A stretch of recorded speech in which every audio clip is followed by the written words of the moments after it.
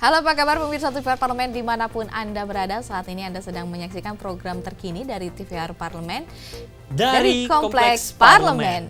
Dan selama setengah jam ke depan Anggun, kami akan menyajikan beragam informasi seputar 3 lembaga legislatif yang ada di Kompleks Parlemen Senayan, yakni DPR RI, MPR RI, dan DPD RI.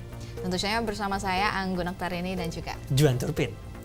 Tanpa berlama-lama lagi, langsung saja berikut beragam informasi yang kami himpun dari Kompleks Parlemen.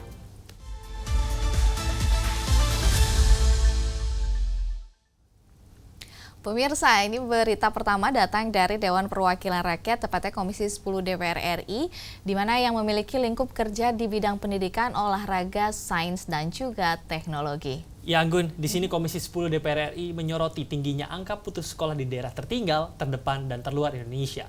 Tentunya ini Komisi 10 menilai banyaknya faktor yang menyebabkan tingginya angka putus sekolah. Di antaranya yaitu minimnya sarana pendidikan dan juga infrastruktur transportasi, serta kurang maksimalnya program yang dilakukan oleh pemerintah. Untuk itu Komisi 10 meminta agar Kementerian Pendidikan Dasar dan Menengah melakukan perbaikan mutu pendidikan melalui program wajib belajar 13 tahun. Berikut informasi selengkapnya. Menanggapi tingginya angka putus sekolah di daerah 3T, Komisi 10 DPR RI meminta Kementerian Pendidikan Dasar dan Menengah berupaya melakukan perbaikan mutu pendidikan melalui program wajib belajar 13 tahun mulai dari PAUD, serta memperkuat skema beasiswa program Indonesia Pintar.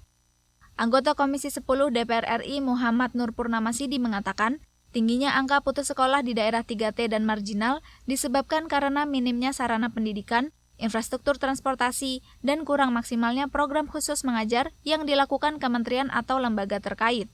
Menurutnya, dengan alokasi anggaran pendidikan sebesar 20% dari APBN, seharusnya mampu mengatasi berbagai permasalahan pendidikan di Indonesia. Jadi, pertanyaan saya yang harus kita sampaikan yang paling mendasar adalah, kenapa orang putus sekolah? Kenapa kemudian masih banyak orang-orang yang di daerah marginal yang tidak terakses sarana pendidikan. Jadi seringkali saya sampaikan bahwa kalau kita bicara anggaran, saya selalu menyampaikan dan meyakini anggaran pendidikan kita itu cukup. Cuma kemudian apakah anggaran yang cukup ini itu didesain programnya berdasarkan data yang ada. Berdasarkan data dari Kemendikdasmen dan Bappenas, angka putus sekolah di daerah 3T lebih tinggi dibandingkan rata-rata nasional. Hal ini disebabkan karena keterbatasan akses pendidikan, kondisi ekonomi yang kurang mendukung, dan faktor sosial budaya yang mengutamakan pekerjaan sejak dini. Ajib dan Gunarso, TVR Parlemen, melaporkan. Baik pemirsa dan juga Juan, ini semoga anak-anak di daerah 3T Indonesia tetap bisa merajut pendidikan. Ya tentunya Anggun dan pemirsa, karena pendidikan yang lebih baik untuk kehidupan yang lebih baik juga. Dan selanjutnya kita beralih ke berita dari Komisi 12 DPR RI yang memiliki lingkup tugas di bidang energi dan sumber daya mineral, lingkungan hidup, serta investasi. Disebutkan Komisi 12 DPR RI menekankan agar perusahaan-perusahaan tambang batubara mengikuti regulasi yang telah ditetapkan oleh pemerintah, di mana khususnya dalam hal aturan Domestic Market Obligation atau DMO, di mana perusahaan tambang diwajibkan memasok minimal 25% dari total produksi untuk pasar dalam negeri. Ya, kebijakan DMO 25% yang diberlakukan oleh Kementerian ESDM ini bertujuan untuk menjamin keamanan pasokan batubara domestik secara berkelanjutan. Berikut informasi selengkapnya. Kementerian ESDM mewajibkan perusahaan tambang memasok batu bara minimal 25% dari total produksi untuk dalam negeri atau Domestic Market Obligation atau DMO. Untuk mewujudkan target ketahanan energi nasional, anggota Komisi 12 DPR RI menghimbau 3 perusahaan batu bara swasta harus memenuhi kewajiban DMO tersebut.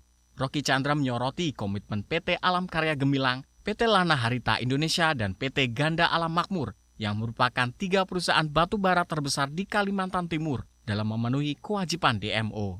Pemenuhan kewajiban DMO bertujuan menjamin keamanan pasokan batu bara domestik secara berkelanjutan dan optimalisasi penerimaan negara. Berpikir positif, saya yakin bahwa Pak di sini sudah melakukan DMO 25%, sudah ya. Nah, yang ingin saya tanyakan, berapa persen dari 25% itu yang Bapak jual untuk kepentingan negara, dalam hal ini PLN. Apakah ke swasta semua diberikan atau apa yang ke BUMN berapa banyak? Karena ini berkaitan dengan ketahanan energi nasional. Kebijakan Domestic Market Obligation atau DMO 25% ditetapkan pemerintah untuk memenuhi kebutuhan energi nasional, khususnya pembangkit listrik. Kementerian ESDM akan menetapkan target DMO tahun 2025 mencapai 239,7 juta ton, lebih besar dibandingkan tahun 2024 yang mencapai 209,93 juta ton. Dari Kalimantan Timur, Vinita, TVR Parlemen melaporkan. Harapannya nih pemirsa, semoga aturan DMO 25% ini ditaati oleh semua perusahaan tambang batu bara. Ya, pastinya Anggun, karena aturan ini tentu sangat penting untuk menjamin kebutuhan energi di dalam negeri. Pemirsa, berita selanjutnya datang dari Komisi 11 DPR RI yang memiliki tugas di bidang keuangan, perencanaan pembangunan nasional dan moneter, serta sektor jasa keuangan. Di mana Komisi 11 DPR RI ini menyoroti sistem Cortex yang bermasalah sehingga berdampak pada turunnya penerimaan pajak pada triwulan 1 tahun 2025. Ya, untuk itu Komisi 11 mendorong percepatan perbaikan sistem Cortex demi mencapai target penerimaan pajak dan pertumbuhan ekonomi.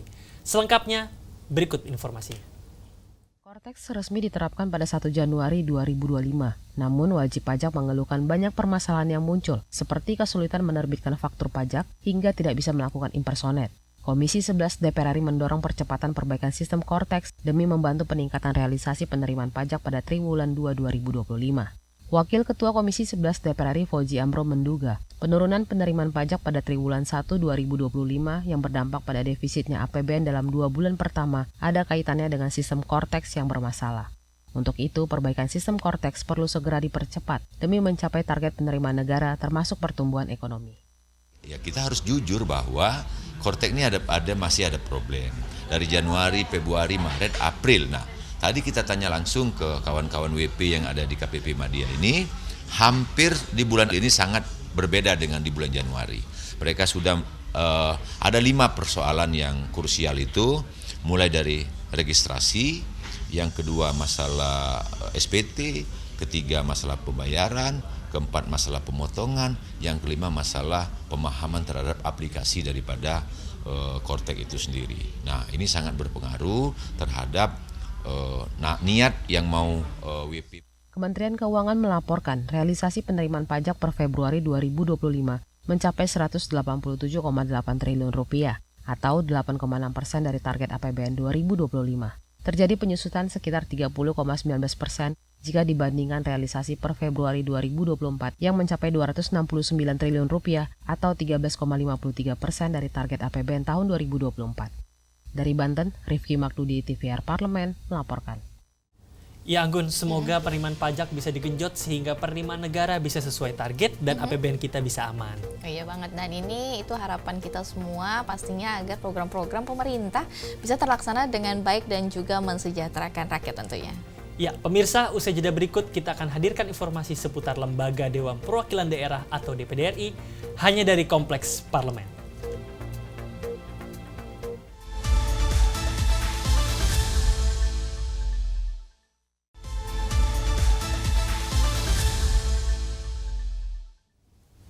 Masih dari Kompleks Parlemen, dan kalau tadi kita sudah simak ini beberapa pembahasan bersama dengan seputaran DPR RI. Sekarang kita beralih ke informasi dari DPD RI. Ada info apa nih, Juan? Ya Anggun, jadi informasi dari Dewan Perwakilan Daerah Republik Indonesia atau DPD RI datang dari pimpinan DPD RI yang menerima kunjungan resmi dari Sekretaris Jenderal Partai Komunis Vietnam.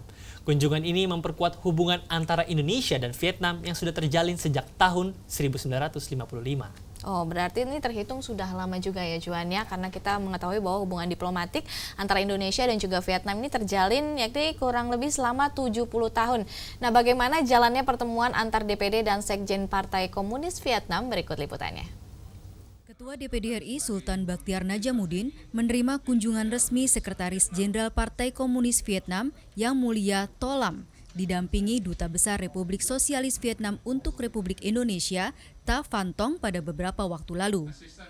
Kunjungan ini menandai peringatan 70 tahun hubungan diplomatik antara Indonesia dan Vietnam sejak 30 Desember 1955. Ketua DPD RI dalam sambutannya menyampaikan bahwa Vietnam memiliki posisi strategis di mata Indonesia. Ia berharap kunjungan ini memberikan kesan mendalam bagi Sekretaris Jenderal Partai Komunis Vietnam serta membuka peluang kerjasama yang lebih erat di masa depan. Kami melihat bahwa parlemen juga pada posisi yang sangat mendukung hubungan yang baik ini. Di luar dengan eksekutif, kami sampaikan juga bahwa kami juga punya BKSP, Badan Kerjasama Antar Parlemen. Beliau juga tadi secara khusus mengundang kunjungan ke Vietnam untuk menindaklanjuti bukan hanya kerjasama di bidang eksekutif atau G2G, tapi juga parlemen to parlemen. Dalam rangka memperkuat kerjasama ini, DPD RI berencana untuk melakukan kunjungan balasan resmi ke Vietnam dalam waktu dekat. Dari Senayan, Jakarta, tim DPD RI melaporkan.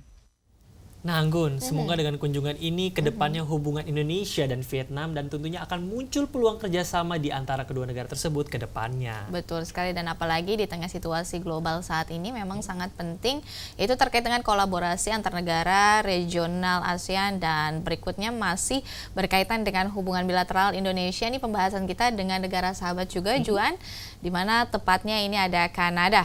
Ya betul banget Anggun.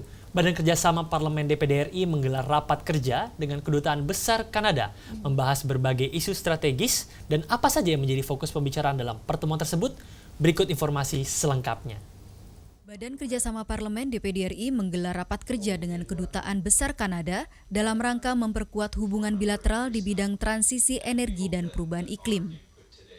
Dalam pertemuan ini, BKSP DPD RI menyampaikan apresiasi terhadap komitmen Kanada dalam mendukung mitigasi perubahan iklim serta upaya transisi energi di Indonesia. BKSP DPD RI berharap bahwa kerjasama dengan Kanada sangat strategis dalam mempercepat pencapaian target energi hijau di Indonesia. Kami berharap rapat kerja ini dapat menjadi ajang pertukaran pemikiran yang produktif dan membuka peluang kerjasama yang lebih konkret antara Indonesia dan Kanada dalam menghadapi tantangan perubahan iklim secara bersama-sama di berbagai aspek kehidupan. BKSP DPD RI juga berharap forum tersebut dapat menjadi ajang pertukaran pemikiran yang produktif dan membuka peluang kerjasama yang lebih konkret antara Indonesia dan Kanada.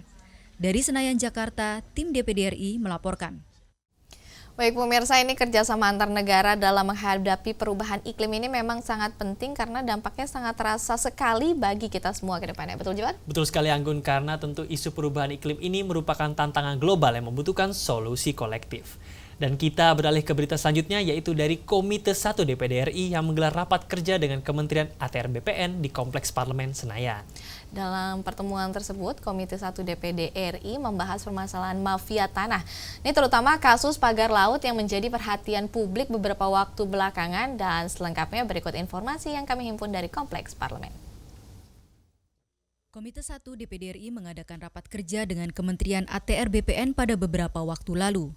Rapat yang dihadiri oleh Menteri ATR BPN Nusron Wahid membahas mengenai program reforma agraria serta langkah strategis dalam memberantas mafia tanah.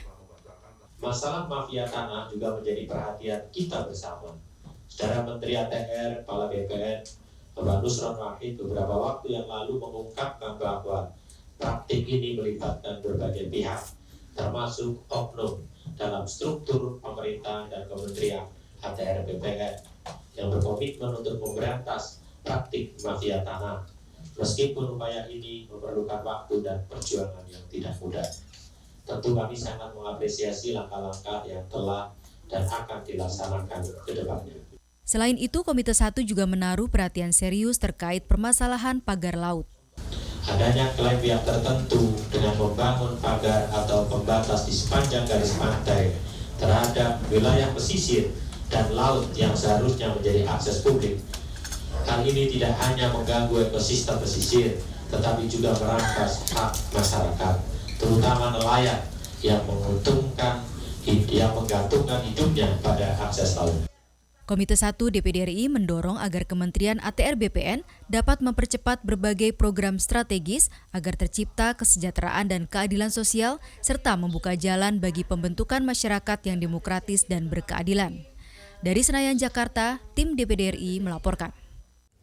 Baik pemirsa, kita berharap melalui pengawasan dan kerjasama antara DPD RI dengan Kementerian ATR BPN, maka permasalahan mafia tanah bisa tertangani dengan baik, Anggun. Kalau aku sih setuju ya Juan ya, karena ini kita sama-sama berharap semoga program reforma agraria menciptakan kesejahteraan dan juga keadilan bagi segala lapisan masyarakat. Baik pemirsa, kita beralih ke berita selanjutnya. Ini datang dari Badan Urusan Legislasi Daerah DPD RI yang menegaskan pentingnya perlindungan hak masyarakat hukum adat. Ya, rapat bersama para pakar hukum dan adat tersebut bertujuan untuk memperkuat kebijakan yang menjamin kepastian hukum dan pelindungan hak-hak masyarakat adat di daerah. Berikut informasi selengkapnya. BULD DPD RI mendorong penyederhanaan prosedur penetapan masyarakat adat yang selama ini dinilai terlalu rumit dan tidak efektif. Hal ini disampaikan dalam rapat dengar pendapat umum bersama pakar masyarakat adat beberapa waktu lalu. Keterkaitan antara masyarakat adat, pemerintah daerah, dan kementerian kerap membingungkan dengan syarat pengajuan yang berbeda-beda antar sektor. Padahal, pengakuan terhadap masyarakat adat seharusnya cukup dilakukan melalui pendaftaran, bukan prosedur yang berbelit. Ketua BULD Stefanus Banliau menegaskan bahwa peraturan daerah sangat penting, bukan untuk menetapkan keberadaan masyarakat adat, tapi untuk pemberdayaan mereka. Dalam rapat dengar pendapat umum tersebut, BULD DPD RI mengajak para pakar dan organisasi masyarakat adat untuk membedah kendala hukum, tantangan regulasi, hingga pentingnya pendekatan pluralisme hukum demi keadilan substantif bagi masyarakat hukum adat. Tim Liputan DPD RI melaporkan dari Senayan, Jakarta. Pemirsa dan juga Juan, ini kalau kita melihat ternyata regulasi terkait dengan hukum adat ini itu sangatlah penting karena kita ketahui bukan hanya untuk menetapkan keberadaan masyarakat adat aja, namun juga untuk pemberdayaan masyarakat adat. Iya benar Anggun, karena semoga permasalahan ini akan segera mendapatkan solusi untuk pelindungan hak-hak masyarakat adat. Nah pemirsa, usai jeda berikut ini kita akan kembali dengan informasi lainnya seputar lembaga MPR RI dan DPR RI, tetap di TVR Parlemen.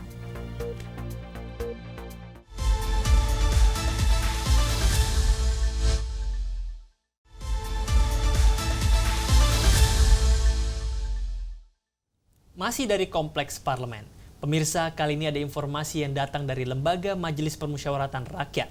Nah, ini ada MPR RI menggelar diskusi bersama dengan ASEAN Parliamentarian for Human Rights atau APHR dengan tema tujuan pembangunan daerah, hak asasi manusia dan juga demokrasi. Di mana ketiga isu ini saling berkaitan dan juga berkesinambungan untuk menjamin hak-hak dasar setiap warga negara. Ya, MPR RI ini Anggun menekankan pentingnya kolaborasi yang konsisten antara para pemangku kepentingan di tingkat pusat dan daerah untuk mencapai tujuan SDGs dengan memastikan pemenuhan hak asasi manusia dan demokrasi. MPR RI berkolaborasi dengan ASEAN Parliamentary for Human Rights atau APHR menggelar diskusi bertemakan pembangunan berkelanjutan, hak asasi manusia dan demokrasi di Indonesia. Wakil Ketua MPR RI Lestari Murdiat menekankan nilai-nilai dalam pembangunan berkelanjutan atau SDGs, hak asasi manusia, dan demokrasi harus mampu diwujudkan melalui kolaborasi pemerintah pusat dan daerah dalam proses pembangunan dan pengambilan keputusan. Pembangunan saat ini masih menimbulkan kesenjangan antara masyarakat, sehingga perlu pemetaan dan pemenuhan hak-hak dasar warga negara di setiap proses pembangunan. Antara SDGs, human rights, dan demokrasi adalah satu kesatuan yang tidak bisa dipisahkan. Semuanya saling terikat, dan untuk memastikan agar SDGs atau goals-nya semua bisa tercapai, kita harus memastikan bahwa ada ruang demokrasi dan ada human rights yang memang dihormati dan dilaksanakan sepenuhnya. Sementara itu, Ketua APHR sekaligus anggota DPR RI Mercy Christy Barens mengatakan APHR merupakan organisasi yang aktif mengadvokasikan berbagai informasi untuk mencegah segala bentuk diskriminasi, menjunjung tinggi kebebasan politik dan demokrasi, serta perubahan iklim di kawasan ASEAN. Kita anggota-anggota yang punya komitmen dan passion yang sama untuk bekerja untuk isu human rights, demokrasi, untuk isu business and environment, climate change action, isu-isu kemanusiaan yang lainnya. Ini perjumpaan dan kolaborasi perdana kami dengan MPR RI, dan organisasi ini betul-betul menjadi sebuah wadah untuk kami bisa saling berbagi, sharing, dan kita bisa menyatakan standing posisi kami terhadap isu-isu kemanusiaan yang terjadi di kawasan ASEAN. Samuel Dantemi, TVR Parlemen melaporkan. Ya pemirsa nih, semoga para pemangku kepentingan dan juga masyarakat pada umumnya juga semakin paham tentang tujuan pembangunan berkelanjutan atau SDGs sehingga bisa bersama-sama mewujudkannya. Setuju Anggun, dan tentunya dengan tetap menjunjung nilai-nilai hak asasi manusia dan demokrasi. Beralih ke berita selanjutnya datang dari Komisi 3 DPR RI yang menyoroti dunia wisata di Pulau Dewata, Bali. Seperti yang kita ketahui, pemirsa, belakangan marak terjadi kasus kriminalitas maupun narkoba yang melibatkan warga negara asing di Bali. Nah, sebagai primadona wisata andalan Indonesia, tentunya Bali harus berbenah diri agar dampak overtourism ini tidak berkelanjutan. Ya, di sini Komisi 3 DPR RI menekankan agar deteksi dini dilakukan oleh pihak imigrasi dan kepolisian agar WNA yang memiliki catatan khusus sebelumnya bisa dicegah dan ditolak kedatangannya. Berikut informasi selengkapnya. Bali memiliki masalah overtourism dan menjadi salah satu yang terburuk di dunia. Masalah overtourism berdampak ke berbagai aspek kehidupan masyarakat, misalnya peningkatan angka kriminalitas dan potensi peredaran narkotika. Anggota Komisi 3 DPR RI mendesak kepolisian dan imigrasi di Bali bekerja sama melakukan deteksi dini secara tepat mulai dari pengurusan izin kedatangan WNA ke Bali. Stefano Rizky menduga banyaknya WNA yang bermodus sebagai wisatawan datang ke Bali bisa saja merupakan pelaku kriminalitas. Hal itu tentu akan mengganggu kehidupan masyarakat Bali maupun wisatawan domestik dan investor. Aparat penegak hukum harus mampu mengidentifikasikan catatan kriminal para WNA sejak mengajukan pengurusan izin kedatangan sehingga aparat bisa mencegah WNA bermasalah atau pelaku kriminalitas sebelum tiba di Bali. Application visa misalnya itu sudah harus mulai dipasang koridor-koridor pengaman, ketentuan-ketentuan yang lebih dari yang ada sekarang tentunya, bahkan mungkin pihak kepolisian dan pihak kejaksaan bisa sharing informasi ke kantor imigrasi bahwa berdasarkan data yang mereka miliki, umumnya tindak pidana, tindak kejahatan yang dilakukan oleh turis-turis asing itu kriterianya seperti ini, pelakunya itu seperti ini. Mungkin bisa berangkat dari situ untuk mulai melakukan pencegahan. Stefano Rizky mendorong pengetatan persyaratan saat pengajuan visa, misalnya riwayat perjalanan dan keuangan. Jika WNA terbukti pernah melakukan pelanggaran visa ataupun tindak pidana menjadi alasan penolakan atau pencegahan kedatangan sejak awal. Dari Bali, Dwi Utomo, TVR Parlemen melaporkan. Ya pemirsa, dengan adanya pengetatan persyaratan kedatangan WNA ini, semoga bisa mendeteksi dini potensi WNA bermasalah, sehingga tidak ada lagi WNA yang berulah nih Anggun. Nah ya, ini bener banget, apalagi tentunya Bali tetap menjadi destinasi favorit domestik maupun dari mancanegara. Namun yang harus digarisbawahi ini pemirsa, semua orang termasuk para WNA harus mentaati segala aturan yang ada. Dan selanjutnya ini ada informasi dari Badan Kerjasama Antar Parlemen DPR RI yang konsisten memperjuangkan kemerdekaan Palestina dalam sidang Interparliamentary Union.